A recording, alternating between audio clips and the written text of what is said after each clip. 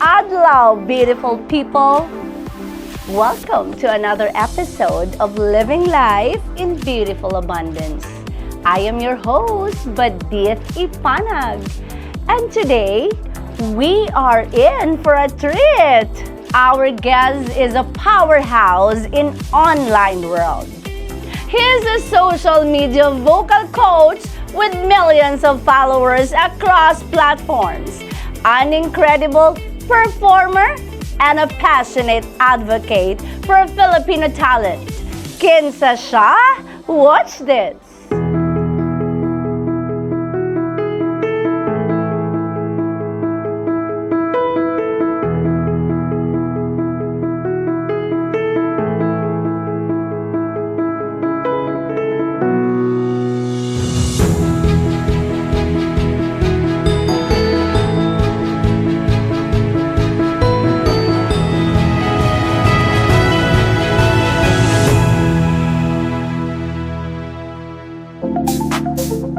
Welcome to Living Life in Beautiful Abundance, Nefi. Thank you. And I would like to thank you and of course honor you for saying yes to this interview. And I'm so happy for you, Nefi. And maayong pag-abot, no? It's your first time ba diri sa Davao? Second time, pero katong first time kay nagkuha ra kog ka ng visa for Indonesia and then Oh, so you Kadjot ra kayo, traveled the world already. Ano Ay, po mga okay. countries na napuntahan mo? I was assigned before sa Japan 2 years, sa US 2 years pod, sa Indonesia 2 years, Singapore 2 years. So as a singer before? As an engineer. Oh, as an engineer. Engineer by engineer. profession? Yes, yes. Kuya, what yun sa klase ng engineer? Mechanical engineer. Mechanical engineer. So you work abroad for that particular profession? Ang among main company nasa Japan, pero nami ka ng office sa Cebu, murag subsidiary company. And then we get to be assigned to places kung gina-construct na ang power plant. We go there to supervise or to do So asa mo something ka else. nakahuman sa imuhang mechanical engineer? Sa Technological University of the Philippines sa Visayas. Sa Visayas. So nagtubo gid ka sa Cebu na? So I was born in Bacolod City and then katong nag-work na ko, niadto kog Cebu. So Oh, so more you're than still single? unfortunately. Ready to mingle? Yes. So how did you start your love for music? And where did you realize na singing is really my passion? Siguro, even way back, wa pa ko gaskwela, siguro before I was kindergarten, I don't know, mga 4 years old or something like that. I really love singing na. And then my family noticed na, naman di ka sa tono dong. So, and then as I grow older, katong elementary ga, join ako mga singing contest. Although, walay nag-push na ako sa family because they really want me to focus on the studies. Kung love gid mo music mo, come in gid siya, mo insert gid siya. So mo apil-apil ko din usay, di ko kadaog kay syempre wa may training, wa may support pod kanang ano na good. Walay support. So, what do you mean walay support?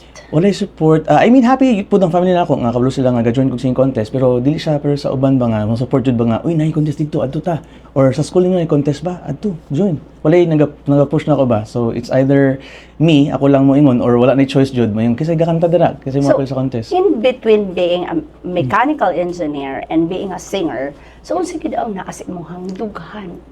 Music it siguro. Music. So, wa ba ka nang hinayang a licensed mechanical engineer, Yeah, right? yeah, So, like, your profession is quite, kung imuhang tanaw enough na nagsunog ka talaga ng kilay during that time na nag-school ka pa. And given the fact that you already have, you already have your, like, nag-work ka na sa Japan before as a mechanical engineer and now with this singing career ni mo. So parang, paano ba biglang nabago? Parang nag-turn around yung mundo. So bakit? Siguro, again, because of my love for music, Jud, kay katong naasahin ko sa Japan, on weekends, na ako'y banda. So, magbanda jud ko ato. Isulod gid nako siya ang singing and mag-singing contest po ko dito. So, and even when I was assigned in Singapore and in the US, masulod gid ang kanta-kanta or social media or something like that. So, in fact, ang social media na ako start, ang YouTube na ako start when I was in the US. Kay bored kay ko dito. So, ayun ko nga, magbuhat ko video ba. And then, so, kung baga gibuy-an na gid nimo ang imong pagiging mechanical Eventually. engineer and you embrace the career of being a singer. yes. Performer. Nef, may tanong ako sa'yo. Since nakapag-perform ka na in a different countries and can you tell us about those experiences na maybe that point in time in your life na you decided na I have to change my career from being an engineer to this because this is really, ito talaga yung sinisigaw ng aking puso. Yeah. So when I was in Singapore, I don't know, hindi ko pa nasabi to sa ibang tao. When I was in Singapore, na-assign ako doon as engineer, of course. Pero may audition doon ng bagong member ng Filipino Voice Symphony. It's an international group na mga puro Pilipino, and then they join sing contest na international yung kalibre ba. So nag-join ako doon. I was the youngest when I was able to join that group. And doon ako talaga parang nahasa, tapos parang lumaki yung love ko for music. Because doon tinuro paano magbasa ng nota sa pyesa, paano makipag-harmonize ng maayos sa mga kasama. And lahat sila, mga kasama ko, mga pro singers na talaga sila because they've been from UP Medical Singers, mga ibang choral group sa Manila. So doon pa lang, parang sabi ko, parang this is what I love to do. Pero, gusto ko. Yeah, on the side, I wasn't earning from that. I'm still earning as an engineer. So on the side, naghununa ako ba nga kanang dapat in the future, I should be doing something that I love and then I earn from it. Pero I just go with the flow. I still do my engineering work and then on the side lang, i-insert din ako ng music. Paano mo pinagsabay yun? I know from the very start, hindi mo binitawan yung pagiging engineer. Kasi doon ka kumukuha ng, diba, yung source of income mo. So, paano mo dahan-dahan na binaliktad ang mundo mo? So, ganun, I do it on the side and then I earn a little bit sa singing. And then, nagbabanda din ako noon dati kahit nag-work ako sa Cebu. Nagbabanda ako pag weekend, pag Friday evening. And then, there came this opportunity na mag-earn ng konti sa singing talaga. I mean, ng medyo decent ba? Medyo decent. Nung time na yun, sabi ko, siguro, I will find more opportunities pag nag-stop ako mag-work and then, full-time ko talaga yung singing ba? Because anyway, ang kailangan ko lang naman ngayon is makakain lang. Okay. And then, alam mo yun, so doon nagsimula na as long as makakain ka 3 times a day, you can do what you love and then you support a little bit your family as long as di naman sila nagreklamo. And then that came na opportunity na may earning ako ng sakto lang sa singing. And then sabi ko, mag-transition na ako, dahan-dahan na, and then bibitawan ko na tong pagiging engineer ko. So that's it. You take the risk. Yeah. You took the risk na ang importante lang naman, makakain ako na 3 times a day. Totoo. Kumbaga, I don't care if I cannot buy anymore yung mga bagay na gusto ko. Exactly. As long as makakain ako 3 times a day and I can pursue my dream of becoming a singer, no? So eventually, I can gain, diba? So yun, no? So that is the reason why, Nef, you're successful because nagtook ka ng risk. And that's the most important thing, ladies and gentlemen. In everything that we do, if you want to be successful, you really have to take the risk. Because sundin mo ka ng puso, ano yung nasa puso mo. And eventually, you would realize na dahan-dahan ko na palang naaabot yung mga pangarap ko. So how do you start being a social media vocal coach? So, it started actually when I was assigned in the US, doon ako nagsimulang magawa ng reaction video.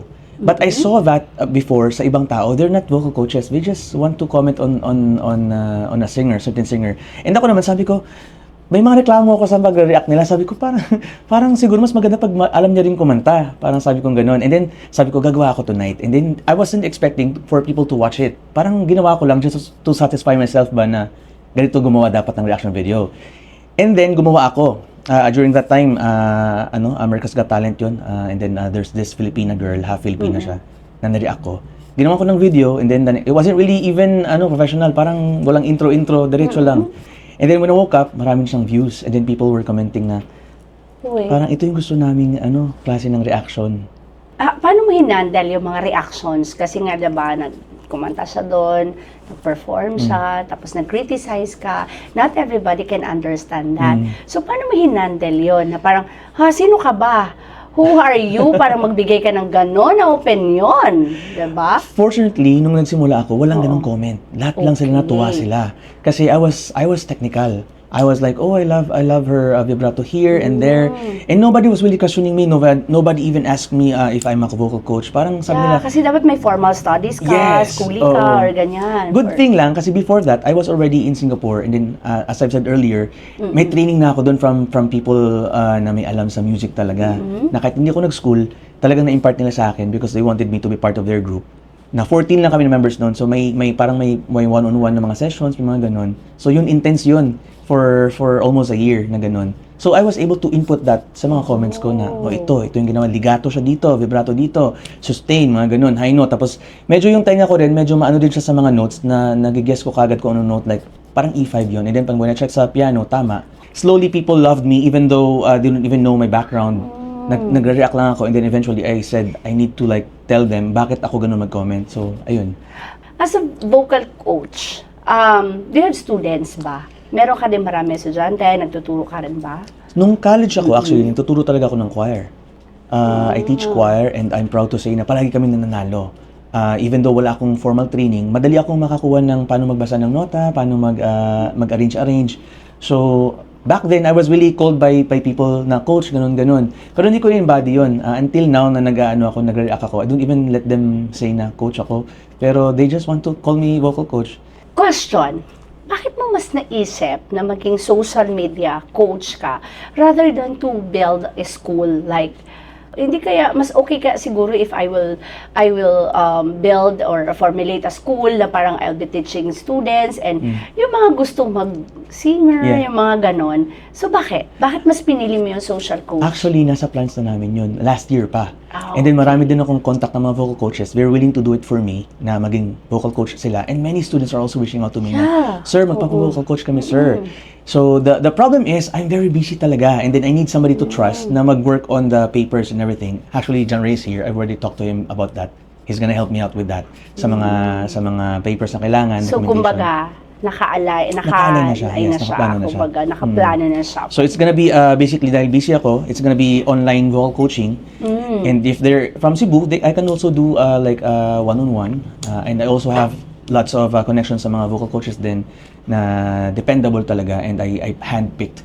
So ano na lang, watch out na lang ang mga tao kung gusto talaga nila magpa-coach sa akin. Meron po tayong so pwede ganun ako plano. magpa-coach? Pwede po. Parang wala naman kami tuturo yata sa'yo na. I can sing, but I am not a singer. I don't know the do, re, mi. Di ko alam yung mga nota and everything, but I can sing. But we all start somewhere naman eh. Lahat naman tayo, there's a Kaya nga singer sabi inside daw of us. nila, when you sing, mas better daw talaga na yung may formal study ka, na hindi lang yung marunong ka kumanta. Oo, so para alam mo kung paano mo dadalhin yung boses mo. Yes. Diba? Yeah. Timplahin yung boses Yes. mo. Kasi yung husband ko is a musician also. So, alam niya yan. So, kaya nga, sinasabi niya always sa akin, actually, voice lesson ako. Nag-voice lesson ako kasi naggalit yung anak ko, dapat ang anak ko ang mag-voice lesson. Ipinost ko yung kanyang Video? kanta, video niya. Nagalit, hindi na pumasok. Di ako na lang, as a replacement. Bali nag-lesson siya, and then you posted her video. Tapos nagalit siya. ikaw na lang So, ako na lang nagpatuloy kasi sayang yung tuition fee. Parang naging blessing in disguise yun. Yeah, yun. So, diba, nakakatawa. Yeah. So, what are some of the biggest challenges you face in your career? And how did you overcome them? Siguro sa career ko as sa social media, hindi maiwasan yung mga bashers. Yeah. And nung bago pa ako, syempre hindi ko pa alam yung mga pasikot-sikot. I make patol talaga. Like, alam mo yun, if somebody questions me, like, sino ka ba? Or, do you have videos of you singing? Pinapatulan ko because some people are just there to comment, just to annoy you, pero they don't really do the research. Pero katulong sinasabihan ko na, nakapin po lahat ng videos ko na kumakanta, naka-playlist pa po yan. Kung gusto nyo, may live, may recorded, lahat na, may gig ko. So, pumapatol ako before, and then, Ate Tata, yung manager ko, told me na, mapapagod ka lang. They know the answers to their questions. They're just there to annoy you. So, eventually, I learned to, para ma-overcome ko, I learned to ignore them. It's a fact talaga na mag-exist sila as you grow. Kaya sabi daw nila, pag marami ka ng basher, yun yung moment in time daw na parang dahan-dahan mo lang naabot yung mga pangarap mo, diba?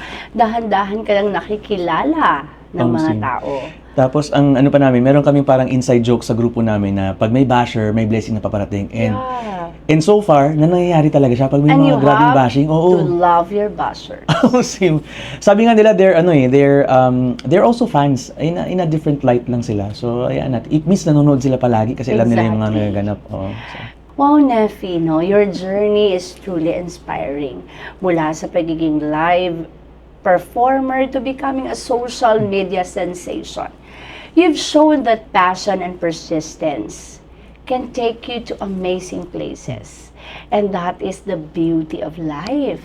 And that's how we live our life abundantly. Na parang sinasabi natin na, oops, nandyan na siya. Parang abot mo na yung tala.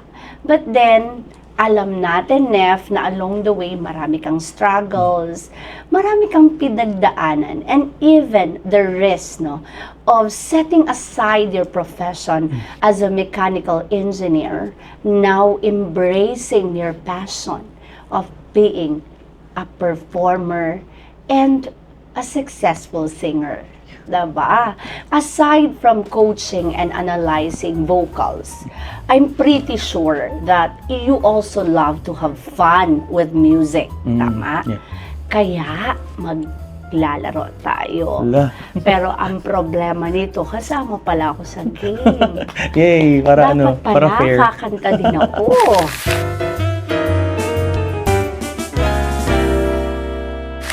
So, ang game natin, Nef, is kanta ko, continue mo. I'll sing the first few lines of the song. Dili ko singer, ha? Di ko singer. Di ko kapas ni mo. And you have to continue with the right lyrics. Madali lang ba to para sa'yo, Nef? I will try my best. Of Oh my course, madali lang sa'yo. Ikaw sana ang aking yakap-yakap. Ang iyong kamay lagi ang aking hawak. At hindi kanya, at hindi kanya. Bakit ngayon ka lang umaking sa buhay ko? Pilit binubuksan ang sarado ko ng puso. Ikaw ba ay nararapat sa akin? At sabay dapat ko nang limutin. Nais ko malaman bakit ngayon ka lang dumating. Sige nga, i-critics mo nga yung aking intro. But you can sing. Sabi niya hindi siya marunong kumanta. You can sing po. Tama nga yung placement ng larynx nyo dun sa pagkanta mo nun. Hindi siya masyadong mababa, hindi din siyang tight sa taas. Wow. Kasi usually pag tight sa taas, strainy siya pakinggan. Kaya nag-strain pakinggan ang voice natin because we do like, ikaw sana, like that. And then if it's too low, para naman nasa choir ka nun. Parang ganun yung placement nila eh. Parang para mas buot pakinggan. Yung sa'yo, meron kang natural placement ng larynx mo, so it sounds natural yung pagkakanta mo. Wow. And much, Flattered ako doon. Okay, second song, Nef. Yeah. There are nights when I can't help but cry, and I wonder why you have to leave me. Why Did it have to end so soon? When you said that you would never leave me, tell me, where did I go wrong? What did I do to make you change your mind completely when I'm gone? This love would never end. But if his love's not ours to have, I'll let it go with your goodbye. My God, kahit goodbye yung song, parang nakasmile pa rin ako. Regine pa niya diba? si Ma'am Badit eh. Hindi. Hindi ba? Hindi ko Regine, kaya di ko kabalo siya, Regine. Okay, our third song, Nef. I know you know this very well. We had the right love at the wrong time. 'Cause I always knew inside I wouldn't have you for a long time. Those dreams of yours are shining on the distant shores. And if they're calling you away, I have no right to make you stay. 'Cause somewhere down the road, Tulog sa ako ba? a road's not gonna cross again. It doesn't really matter when, but somewhere down the road, I know that heart of yours will come to see that you belong with me. I love that. Hapit na kumuhago. No? Palakpakan natin si Neffy, Thank you so much. ladies and gentlemen. Ang galing. Thank you so much. Enjoy ako. Ako din. Parang Thank you. Na-enjoy ko kay flattered ko. Thank Ito you. mo kingnan ako. You can- yeah, I'm serious. Gosh. Mag-change akong career. Okay.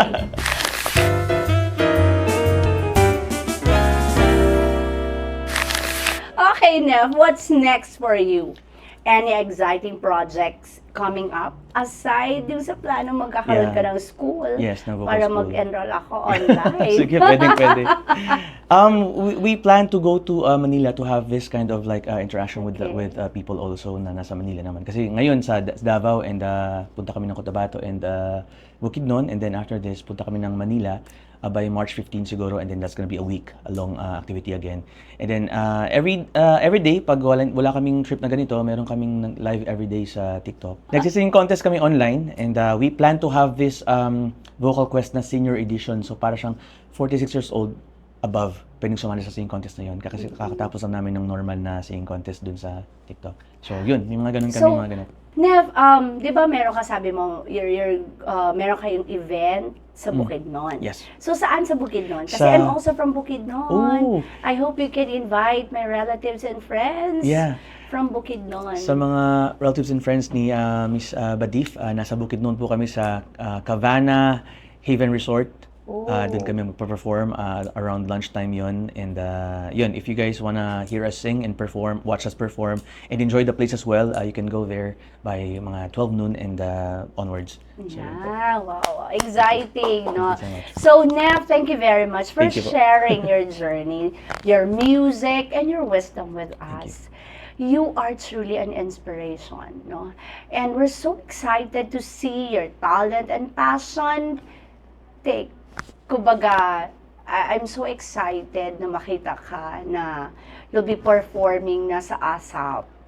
That's a long shot, pero No. yeah, it's, maganda rin yung ganung opportunity. So finally, Neff, what is your biggest message, no, that you want to live for aspiring singers and content creators? Yes, siguro if you really love singing, then you need to practice correctly.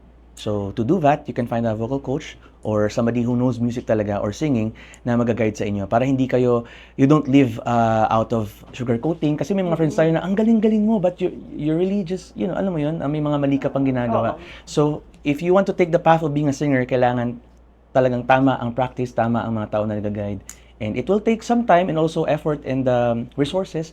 But if that's your passion, gawin mo yung tama parang. Kasi sometimes, Neff, no, parang feeling nila if you just know how to sing, maganda yung quality of voice mo, parang feeling mo, alam mo na Yes. singer ako, parang ganyan, Correct. marunong ako kumanta.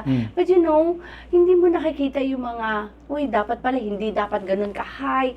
Siguro kung may vocal coach lang, no, na the more na maano mo pa, ma-enhance mo pa, at mapaganda mo pa. Yes. Kaya nga iba yung, as a singer, no, so it's really important that continuous learning, no, dapat meron tayo nun. Hindi lang yung marunong tayong kumanta, we have this quality of voice. Dapat alam natin kung ano yung mga technicalities as a singers. Kasi yun yung importante. Correct. Oo. And also to preserve your voice, pag may vocal coach ka, the more na longer years pa ikaw na magkakanta kasi healthy yung mga ginagawa mo sa pagkanta.